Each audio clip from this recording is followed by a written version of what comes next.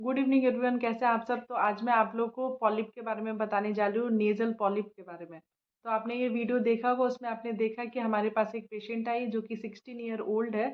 उसे आप देख सकते हैं कि जो लेफ्ट नॉस्ट्रिल में जो वाइटिश दिख रहा है वो कुछ नहीं है बल्कि नेज़ल पॉलिप है। ठीक है, और वो पॉलिप जो है आप दूसरे वीडियो में देख सकते हैं कि वो इतना बड़ा है कि जब हमने ओरल कैविटी एग्जामिन किया, मतलब जब उसके मुंह में देखा, तो जो पॉलिप था वो गले तक आ रहा है। ठीक है, तो ये नेज़ल पॉलिप क्या होता है, इसके सिम्टम्स क्या है, इसका ट्रीटमेंट क्या है, ये कितने टाइप्स का होता है, ये मैं इस वीडियो में बताने वाली हूँ।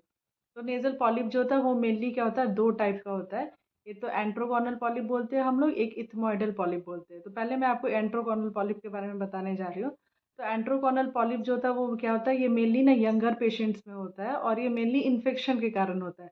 तो ये जो हमारे पास जो पेशेंट आई है, आप देख सकते हैं 16 ईयर ओल्ड फीमेल है। तो ये यंगर पेशेंट है और इसमें आप देख सकते हैं कि एक नॉस्ट्रिल जो है वो पूरा तरह से पॉलिप से ऑब्स्ट्रक्ट हो रहा है और वो जो पॉलिप है वो गले तक जा रहा है। तो ये जो पॉलिप है इसको हम लोग एंट्रोकॉनल पॉलिप बोलते हैं। मतलब ये एंट्रम मतलब क्या होता है, मैक्सिलरी साइनस होता है। साइनस क्या होता है, हमारे जो चेहरे में जो हड्डी होती है उसमें जो होता है वो जगह होता है, उसको हम लोग साइनस बोलते हैं।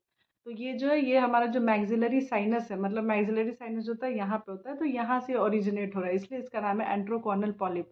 और ये पीछे जा रहा है क्योंकि गले में, तो हम लोग उसको कोयना बोलते हैं, तो इसलिए इसका नाम है एंट्रोकॉनल पॉलिप।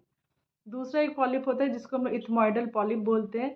ये जो पॉलिप होता है ये मेनली ओल्डर पीपल में देखने को मिलता है, मतलब जिनका एज ज़्यादा है, 30 ईयर 40 ईयर, उन लोगों में देखने को मिलता है। और ये जनरली बाईलैटरल होता है और मल्टीपल होता है। लेकिन एंट्रोकॉनल पॉलिप जो होता है वो जनरली क्या होता है कि वन साइडेड होता है, जब बाद में ये गले में जा रहा है तो ये दोनों साइड भी हो सकता है।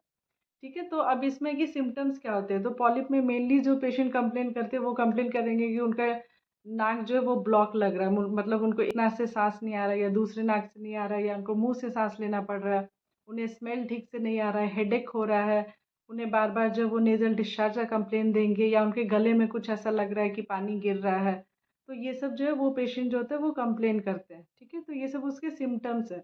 अब हम लोग कैसे डायग्नोज करेंगे, एक तो होता है कि हम लोग एंडोस्कोपी कर सकते हैं, दूसरा हम लोग सीटी स्कैन करा सकते हैं और देख सकते हैं कि हाँ ये पॉलिप जो है वो कहाँ से आ रहा है, कैसा गांठ है। तो ये सब जो होता है वो हम लोग सीटी स्कैन में देख सकते हैं। तो अब है कि ट्रीटमेंट ऑप्शन क्या है, तो ट्रीटमेंट ऑप्शन में हमारे पास दो ऑप्शन है, एक तो होता है मेडिकली, एक होता है सर्जिकली। मेडिकली ट्रीटमेंट जो होता है उसमें हम लोग क्या करते हैं कि हम लोग बस पॉलिप का जो है वो साइज को है वो रिड्यूस कर सकते हैं, या पॉलिप अगर बहुत ही छोटा है तब हम लोग स्टेरॉइड देके एक बार ट्राई कर सकते हैं। हम लोग या तो नेज़ल जो होता है वो स्टेरॉइड का स्प्रे दे सकते हैं या हम लोग ओरल स्टेरॉइड दे सकते हैं। इससे क्या होता है कि पॉलिप का साइज जो है वो थोड़ा श्रिंक हो जाता है। उसके बाद जो इसका मेन ट्रीटमेंट होता है वो होता है सर्जिकल। सर्जिकली हम लोग क्या करते हैं कि ये जो पॉलिप है ये जहाँ से आ रहा है, मतलब जिस साइनस से आ रहा है, उसको हम लोग पूरी अच्छी तरीके से जो है वो क्लियर कर देते हैं। ठीक है, जिसको हम लोग इंडोस्कोपिक साइनस सर्जरी करते हैं। इसमें हम लोग क्या करते हैं कि हम लोग पहले इंडोस्कोपी करेंगे और देखेंगे ये पॉलिप किधर से आ रहा है और फिर उसको हम लोग कम्प्लीटली रिमूव कर देते हैं। ठीक है, तो एंट्रोकोनल पॉलिप जो होता है उसका जो होता है रिकरेंस रेट बहुत ही कम है। मतलब अगर एक बार हमने अच्छे से पॉलिप को रिमूव कर दिया तो पॉलिप फिर आने का बाद में चांस बहुत ही कम होता है। लेकिन जो इथमॉइडल पॉलिप है जो कि मेनली एलर्जी के कारण हो रहा है, या जिन पेशेंट में अस्थमा है उन लोग को देखने को मिलता है, या जिनको बार बार साइनसाइटिस होता है, ये सब पेशेंट में देखने को मिलता है, तो उसका रिकरेंस का चांस ज़्यादा होता है। तो उससे बचने का हम लोग क्या कर सकते हैं कि हम लोग फॉलो अप कर सकते हैं पेशेंट्स का।